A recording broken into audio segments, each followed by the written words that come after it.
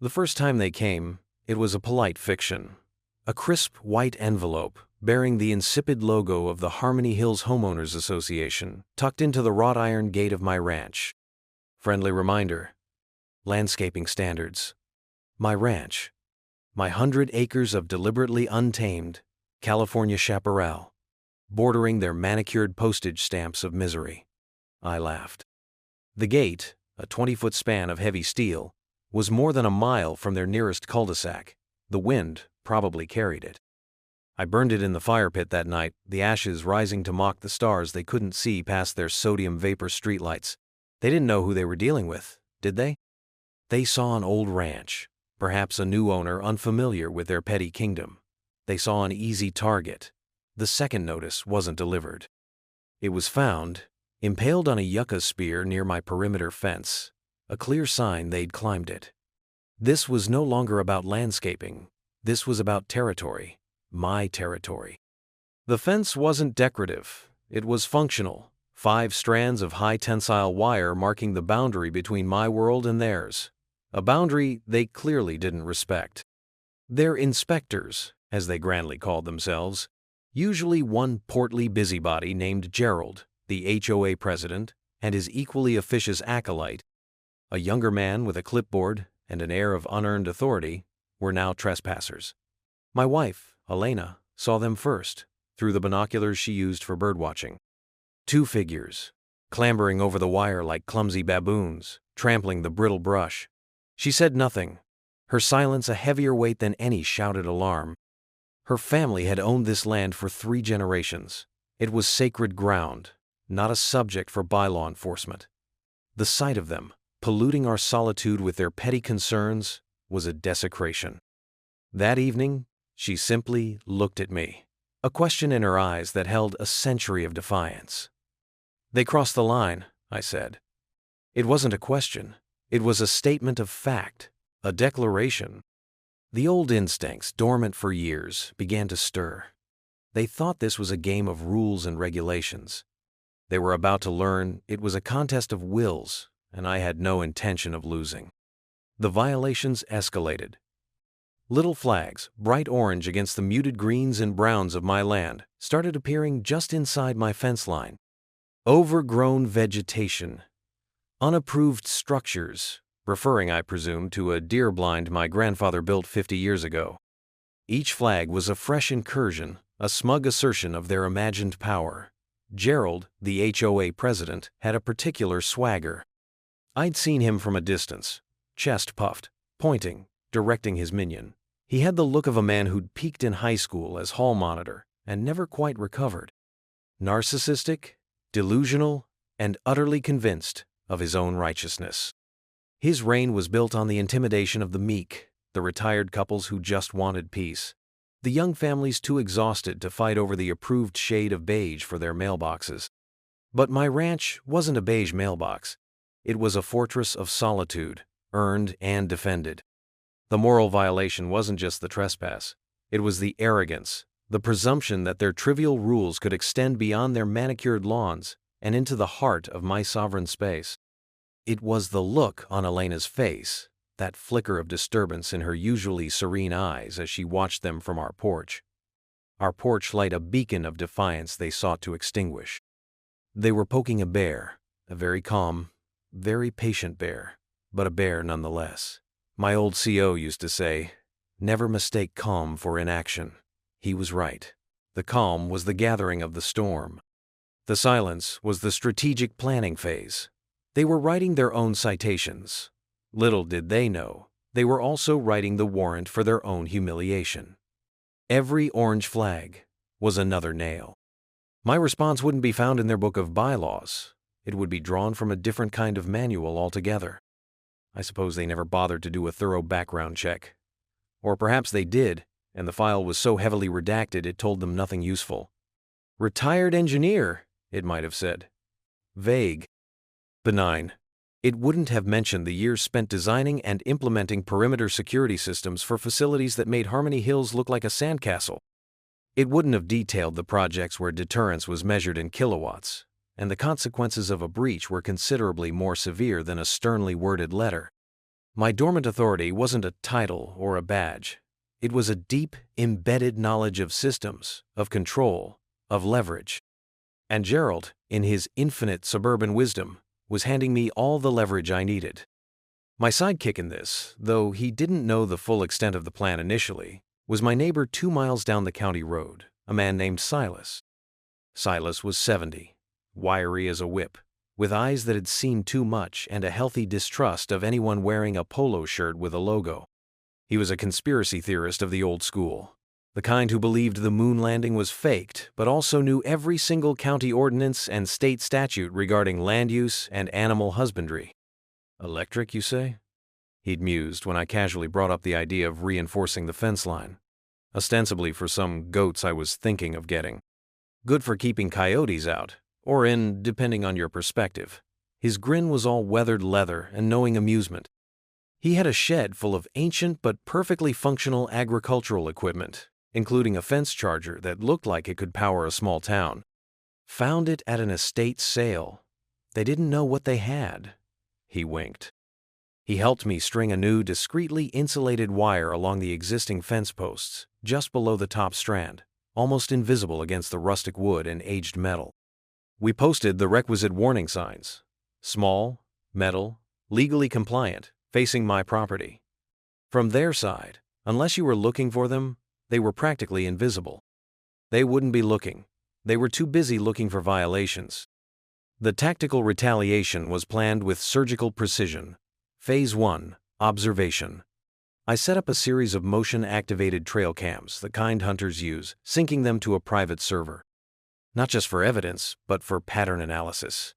Gerald and his sidekick, let's call him Clipboard, had a routine. Tuesdays and Fridays, mid-morning, like clockwork. They'd park their golf cart, yes, a golf cart, their chariot of petty tyranny just outside the no-man's land between their last developed street and my wild acreage. Then, the climb. Always at the same spot, a slight dip in the terrain where the fence was easiest to scale. Phase 2. Preparation. The charger Silas had loaned me was an older model, a real thumper. Not illegal, not by a long shot, especially on agricultural land. Designed to deliver a sharp, memorable shock, unpleasant but not permanently injurious to anything larger than a squirrel. Perfect. I ran a buried shielded cable from my workshop to the fence line connection point. The system was on a remote switch. I wouldn't energize it until I had visual confirmation of their intent to trespass. This wasn't about random deterrence. This was about specific education. The final check involved walking the entire perimeter myself, ensuring no part of the charged wire could inadvertently contact anything it shouldn't, ensuring the grounding was perfect. The beauty of a well-designed system is its predictability. They were predictable. My system was predictable. The outcome was, therefore, inevitable. Elena watched me, a quiet approval in her gaze. This wasn't vengeance for her. It was the restoration of order, the reassertion of boundaries that should never have been questioned. The ranch was our sanctuary, and they had treated it like a public park ripe for their meddling. The storm was about to break. The Tuesday arrived, bright and clear. My laptop screen showed the familiar golf cart trundling to its usual stop. Gerald emerged, resplendent in his HOA logoed polo shirt, clipboard in tow. They surveyed my fence line with the predatory gaze of vultures spotting carrion. I watched them on my monitor, a cup of coffee steaming beside me. My finger hovered over the icon that controlled the remote switch. My inner monologue was calm, almost detached. Target acquired. Confirm hostile intent. They approached the familiar dip in the fence. Gerald, with a grunt, began his ascent. One hand on the top wire, one foot searching for purchase on the lower strand. Execute. I clicked the mouse. On screen, Gerald's body went rigid. A surprised yelp, more of a choked gasp, escaped him. He tumbled backwards, landing in an undignified heap on his ample backside. Clipboard, mid-climb himself, froze, then yelped as his hand, resting on the now live wire, received its own jolt. He scrambled back with surprising agility for a man of his sedentary profession, eyes wide with terror and confusion. The visual was intensely satisfying. Not the pain, but the sheer, unadulterated shock, in every sense of the word. The sudden, irrefutable introduction of consequence. They lay there for a moment, stunned, Gerald clutching his hand, clipboard staring at the fence as if it had personally insulted his mother. The trail cam captured it all in glorious, high-definition detail. The swagger was gone, replaced by a bewildered indignation. They didn't know what had hit them. They couldn't see the thin, almost invisible wire. They just knew the fence, their erstwhile climbing frame, had bitten back, hard. My lips curved into a smile. Deadpan, tactical. Checkmate. They scrambled back to their golf cart, casting fearful glances over their shoulders, and sped away, leaving a cloud of dust and wounded pride. The orange flag still fluttered, but their authority had been short-circuited. My phone rang less than an hour later. An unknown number. I let it go to voicemail. The message, when I listened to it, was Gerald, his voice a mixture of outrage and a new, unfamiliar tremor of fear. "This is President Gerald Throckmorton of the Harmony Hills HOA. There is an unpermitted and dangerous electrical installation on your fence line. This is a severe violation, a hazard. We demand you dismantle it immediately. We are calling the county sheriff." I almost laughed. Demand. Such a strong word for a man who'd just been bested by a few volts. I pulled up the county ordinances on agricultural fencing. Then the state statutes. Clear as day. Electric fences for livestock containment and predator deterrence, perfectly legal on agriculturally zoned land, provided proper signage. My signs were up. Small, discreet, but undeniably there, facing inward as per best practice. The livestock could be argued, but predator deterrence was certainly applicable. I called my lawyer, a man whose calm ruthlessness in court was legendary. Not an ally in the traditional sense, but a highly effective legal instrument. "They're claiming it's unpermitted and dangerous," I told him, relaying Gerald's bluster. He chuckled, a dry, rasping sound. "Are your signs posted as we discussed?" "Correctly and visibly on my side of the property line, yes." "Is the fence charger a commercially available UL-listed agricultural unit?" "Vintage, but yes." Silas swears by it. "Then let them call the sheriff. Let them call the National Guard. Trespassing is trespassing, Martin. And your fence is well within your rights to maintain as you see fit for the security of your property and containment of, shall we say, potential assets." His use of assets was deliciously vague. The law, I've always found, is a fascinating weapon. It can be a shield or a sword, depending on who wields it with more precision. Gerald was about to find out he brought a strongly worded letter to a cannon fight. The beauty of it was, I hadn't broken a single one of their precious bylaws, because their bylaws ended where my property began. And my property line was now, shall we say, rather emphatically defined. The following Saturday was the monthly HOA meeting held in their sterile community clubhouse. I decided to attend. Elena came with me, a silent, powerful presence at my side. The room buzzed with the usual mix of disgruntled homeowners and HOA board sycophants. Gerald, looking somewhat pale and nursing a hand he kept flexing, called the meeting to order. He launched into a furious tirade about irresponsible and dangerous modifications by a new uncooperative resident, clearly referring to me.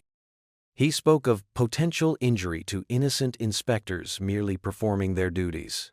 The dramatic pause he employed was worthy of a soap opera. "Innocent inspectors," I murmured, just loud enough for the people nearby to hear. A few titters rippled through the room. Many of them had their own stories of Gerald's overreach. When he finally, reluctantly, opened the floor for questions, I stood.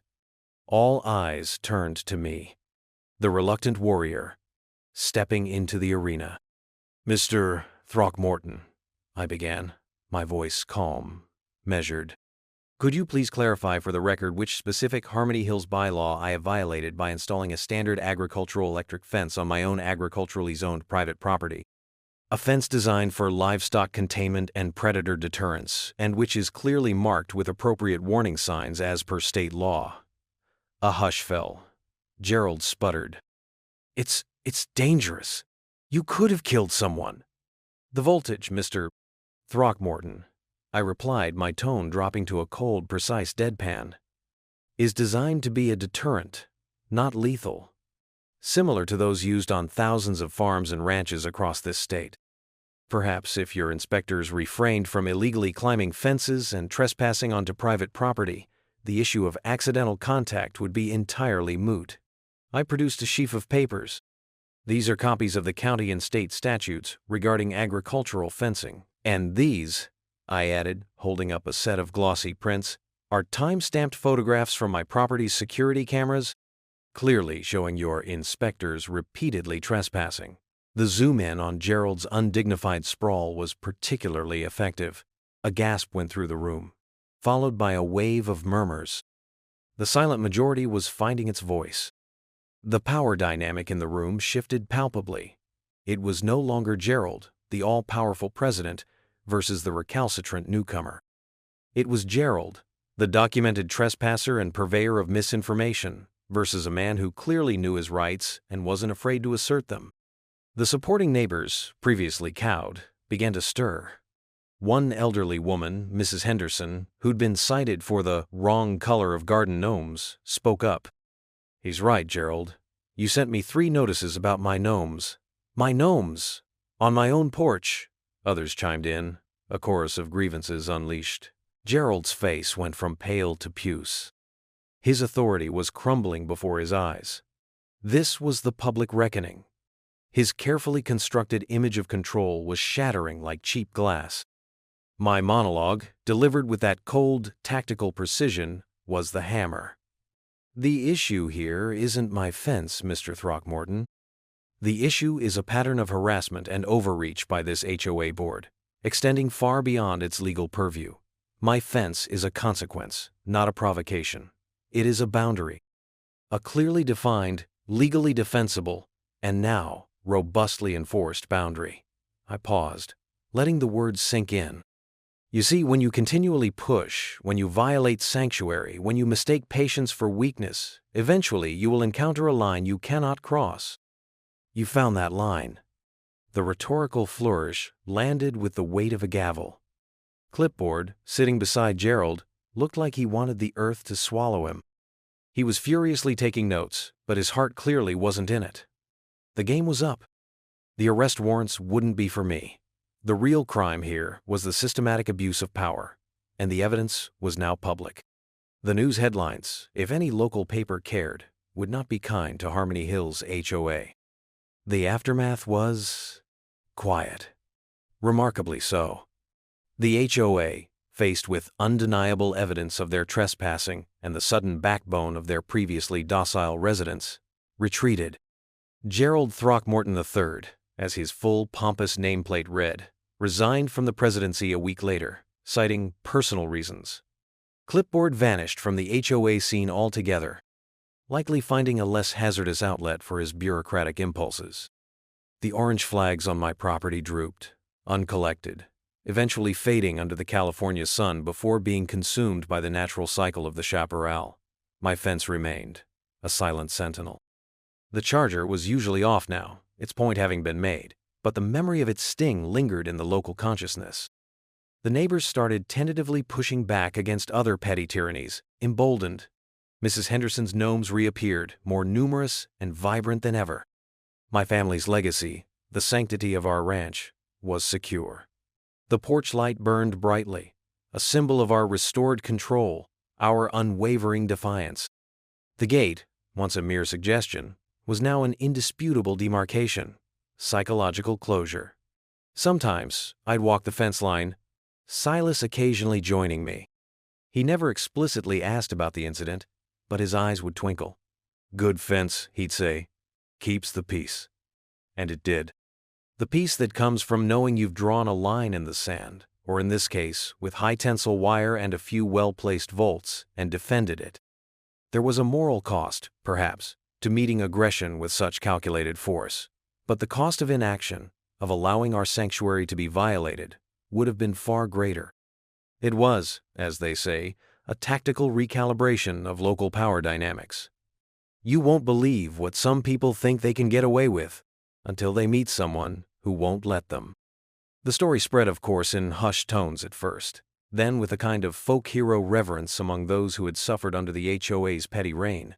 The electric fence incident, they called it. It became a local legend, a cautionary tale for aspiring tyrants in polo shirts. My precise, weaponized narration of events at that HOA meeting had done its job. The military jargon I'd occasionally let slip, the legal statutes I'd quoted with unnerving accuracy, it all contributed to the image of someone you simply didn't mess with. The slow-burning moral authority wasn't just mine. It was the collective authority of everyone who believed in the sanctity of their own home, their own small patch of earth. The local corruption, if you could call Gerald's petty empire that, had been exposed not through complex investigations, but through a simple, unyielding refusal to comply with unlawful demands.